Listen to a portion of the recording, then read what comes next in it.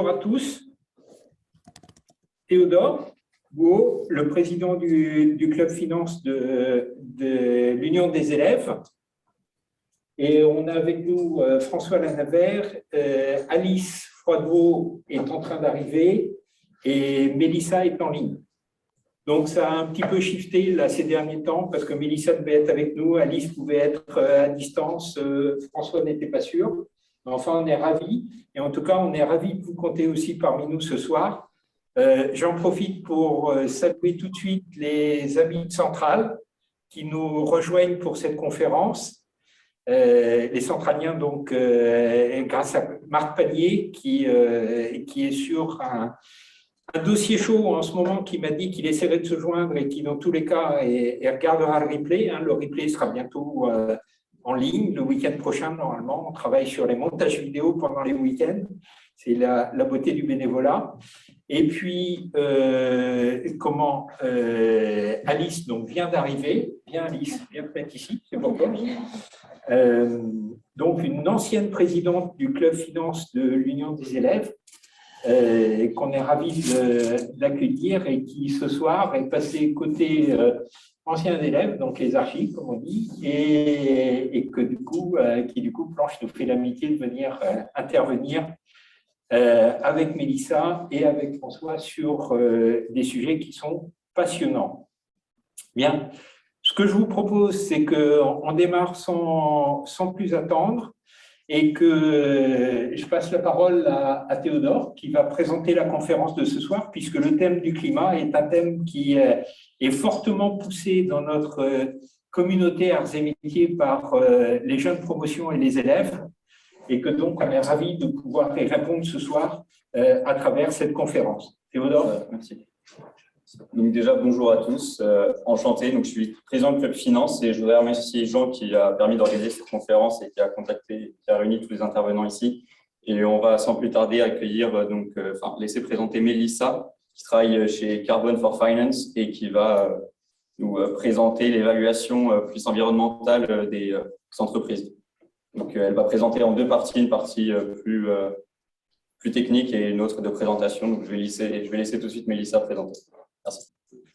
Est-ce que c'est bon pour tout le monde, a priori? Alors, juste enlever ça. Donc, bonjour à tous et à toutes. Donc, Mélissa Perret, je suis ravie d'être presque là ce soir. Et je suis aussi une archi des arts et métiers de la promotion 214, pour ceux à qui ça parle un petit peu, de Bordeaux. Sans plus attendre, donc, je vais vous présenter Carbon 4 Finance. C'est une entreprise que j'ai rejoint assez récemment en tant que responsable de la vente et du développement commercial. Donc, quelques mots sur qui nous sommes et un petit peu le contexte. Donc, Carbon 4 Finance, c'est une entité du groupe Carbon 4 qui a été créée en 2007 par Jean-Marc Jancovici et Alain Grandjean, qu'on ne présente plus.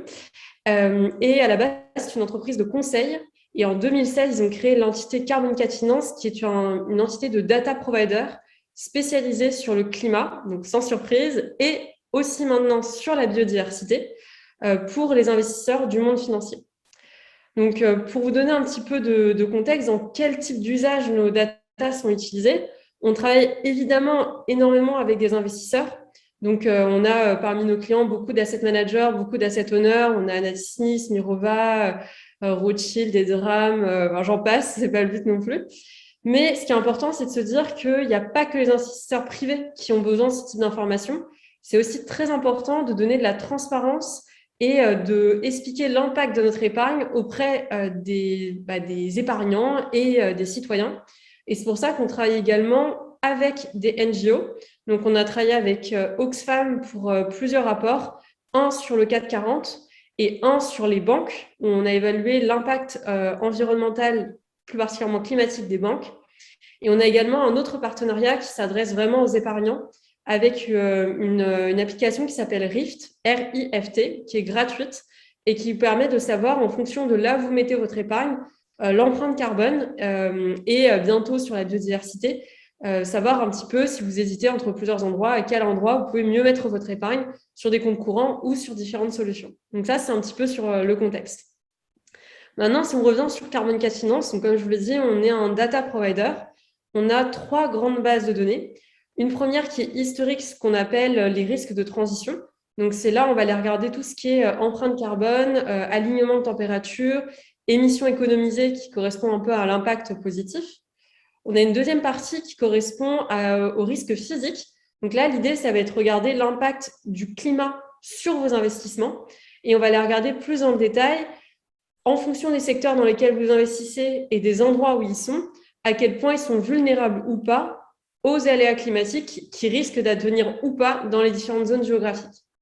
Et enfin, un dernier point, on a une base de données sur la partie biodiversité. Donc, les 2 et 3 ne font pas partie de la présentation d'aujourd'hui, mais pour une introduction assez brève, mais importante, pour que vous ayez tous en tête que la biodiversité dans un état plus grave que le climat, on a déjà dépassé les limites planétaires. Et c'est un sujet que la France s'empare sur la partie finance, mais que tout à chacun, je vous invite quand même à vous renseigner. Et cette base de données permet aux investisseurs d'avoir l'impact de leur investissement sur la partie biodiversité, sachant que les 3 permettent de répondre aux besoins réglementaires de l'article 29. Donc, un petit rappel également, ce qui est quand même toujours important, c'est avec qui on fait les données et comment on les fait. Donc, on travaille toujours avec des partenaires experts sur les questions soit climatiques, soit biodiversité. Pour tout ce qui est climat, on travaille avec Carbone 4 Conseil. Donc, je ne vais pas forcément représenter, mais je pense que leur expertise n'a pas besoin d'être prouvée. Et pour tout ce qui est biodiversité, on travaille avec la Caisse des dépôts Biodiversité, une des filiales de la Caisse des dépôts, qui a été également créée en 2007 et qui est spécialiste sur les questions de biodiversité. Ils font également des bilans biodiversité pour des entreprises. L'idée, ça va être à chaque fois que ces partenaires développent des méthodologies, qu'ensuite, ils nous les passent et nous disent quel type d'informations on doit collecter et nous permettent ainsi de recalculer par nous-mêmes dans nos bases de données les impacts soit climatiques, soit biodiversité. Et ça, c'est très important et je pense que c'est là, on va peut-être tous se rejoindre ce soir, c'est qu'il y a un manque de transparence énorme dans les entreprises cotées et dans les obligations, que ce soit vertes ou non vertes ou d'État. Et donc, pour l'investisseur final, c'est très difficile de savoir dans quoi il investit. Et c'est là où vient l'expertise de Carbone 4 Finance qui va réévaluer comme des mini-bilans carbone ou des mini-bilans biodiversité en fonction des informations publiques et de nos méthodologies et de modèles de calcul, leur impact. Au niveau des types d'assets classes qu'on peut couvrir, donc on fait tout ce qui est equities, bonds, on a une méthodologie spécifique pour les souverains et une méthodologie spécifique pour les green bonds, pour laquelle je ne présenterai pas ce soir, mais si vous êtes intéressé, je pourrais vous envoyer la documentation. Et on a également travaillé sur la problématique de l'aune, notamment avec Natixis, avec un concept de bonus-malus sur les risques en fonction de leur impact climatique. Pour tout ce qui est non coté, on le fait également avec Carbone 4 Conseil, donc on est également capable d'accompagner sur tout ce qui est private equity, real estate et infrastructure au niveau de Carbone 4 Group. Donc là, c'est un petit rappel des institutions financières avec qui on peut travailler.